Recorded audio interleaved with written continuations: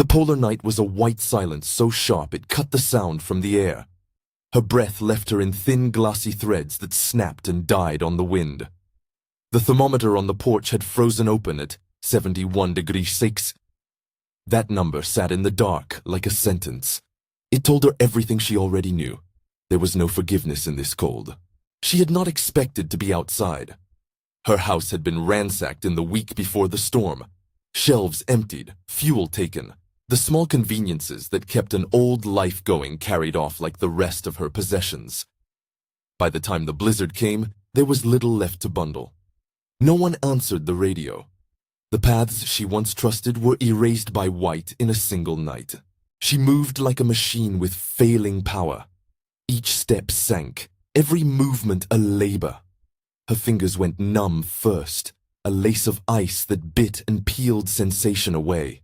Her throat burned when she tried to swallow. Tears froze on her cheeks.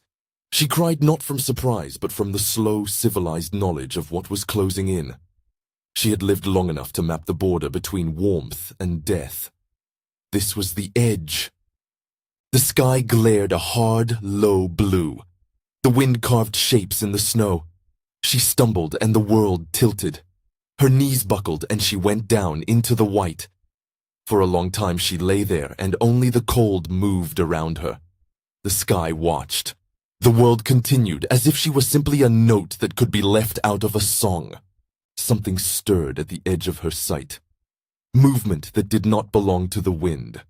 A shadow that resolved into stripes and muscle. At first she thought the cold was shaping memory. Some crazed hallucination brought on by lack of food and sleep. Then the tiger stepped into the moonlight. It was impossible, absurd to any map of logic. A tiger in that landscape belonged to legends or fever. It came forward without hurry. Its coat, which should have been melted into the dark, picked up the blue-white light and became an impossible tapestry. Its eyes were not yellow, but deep and mute, reflecting like coins briefly polished by the night. She had lived with fear of many things, but nothing like this. The animal filled the space between her and the falling sky. She felt every animal instinct tighten, flee, plead, freeze. Her body chose pleading. There was nothing else with purchase. She pushed herself up on shaking arms. Her voice was a ragged thread. She had no dignity left to bargain with. She looked the tiger in the eyes, and with the strangled clarity that comes when the end presses close, she said, "Please, do not kill me." The sound of it was small against the vast cold. It was the most honest thing she had said in years. The tiger did not pounce. It did not show the slow, hungry calculation she had expected. It simply watched. For a long breath, the two of them regarded each other across the snow. The animal's chest rose and fell, steaming into the air. The tiger shifted forward, and without explaining anything, positioned itself between her and the wind. It lowered so that its flank was a warm slope she could lean against. It nudged her shoulder with the flat of its nose as if testing fragile, weatherproofed flesh. She could not tell if she slept. Time unspooled differently in that hour. Sometimes she drifted toward blackness, only to be shaken by a warm press at her back. Sometimes a rough tongue licked the salt from her frozen cheek.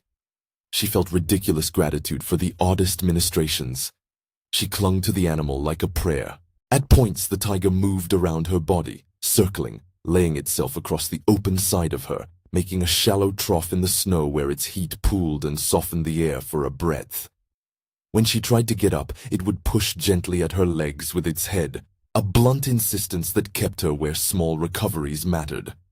It was not gentle in a human way. It was precise, animal care, protective, territorial, something older than mercy. The cold kept pressing. Frost mapped rivers on her skin, crystallizing the lashes at her eyes, making the inside of her nose feel lined with glass. Palpation of pulse became the work of a jeweler feeling for a thread. Once she thought she had lost it. Her chest was a slow bell, then a whisper. But every time the tiger tugged closer, a tiny heat returned. Fingers would ache back into life enough to flex. A shiver would shudder into a steadier, less frantic rocking. The animal's breath fogged her name into the air without sound. She did not know why it stayed. She did not try to name motive. It was an unexplained thing, a miracle pressed into fur. In the dark calculus of survival, she accepted the miracle the way a sailor accepts an unexpected island, bewildered and grateful. As dawn moved like a pale promise across the horizon, the wind finally slewed off its worst. The world lessened from absolute threat into manageable cruelty. Her teeth stopped clattering. Her fingers could feel the subtle differences in fabric. The tiger, who had been all muscle and weather for the better part of the night, now lay still at her side, a living bank of heat. When she rolled toward it, she felt its body rise like living timber and shift, protecting her the way walls do. She traced a numb hand along a stripe and whispered something that was almost a name.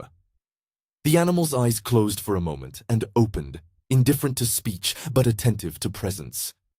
For her it became a last miracle, not the end of explanation, but the end of loneliness. Far out on the snow, a figure was walking. He was small in perspective but resolute in motion, a dark dot with the slow gait of someone who had been searching all night. His steps were careful. He carried nothing bulky, but one thing he held tight against his chest. A photograph, its edges worn, face almost gone to the elements. He looked at the ground more than ahead, as if reading the landscape for signs. With each step, the photograph was raised and checked, then clutched again. The woman saw him before she could say it aloud. The tiger lifted its head, and for the first time since it arrived, straightened as if answering a summons we do not get to translate. There was a human network of grief and memory tied to that small glossy paper. Someone who had not given up. Someone who remembered her enough to walk the empty miles and keep looking. The sight of another heartbeat in the world made the woman's own chest ache in a different way.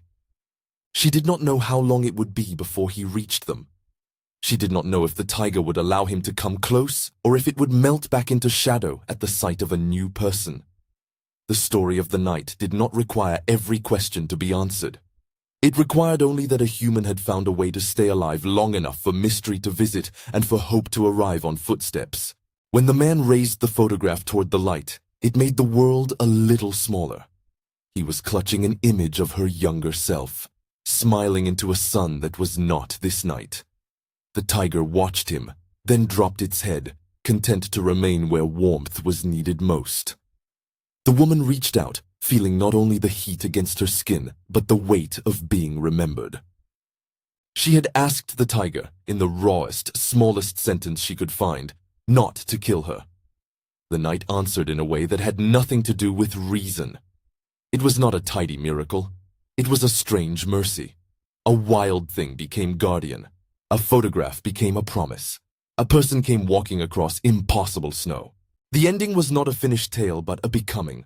Warmth returning by degrees, a hand finding hers, footsteps promising conversation and shelter, and the slow, ordinary work of being made safe again.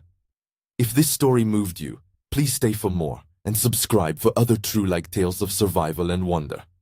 They walked toward each other with the animal between them, and for a moment the world held its breath. The tiger's stripes were a map of storms and sun. The photograph fluttered slightly in the man's gloved hand. The woman let out a laugh that sounded like a cracked bell and then like relief. There was no grand explanation for how a tiger came to be in that cold, only the single fact that it had been there when she needed it most. The photograph was offered. Fingers met fingers. The tiger shifted and lay down, an indifferent saint in the snow. The rescuer did not speak aloud the reasons he had come, and she did not ask. They moved slowly, two people and one beast, stitched through an impossible night, toward shelter and blankets and the long, gentle labor of recovery. Outside, the thermometer still read 71 degrees Celsius, but inside that fragile circle, heat had returned, uncertain, human, and enough. If this touched you, share it with someone who believes in small, strange mercies.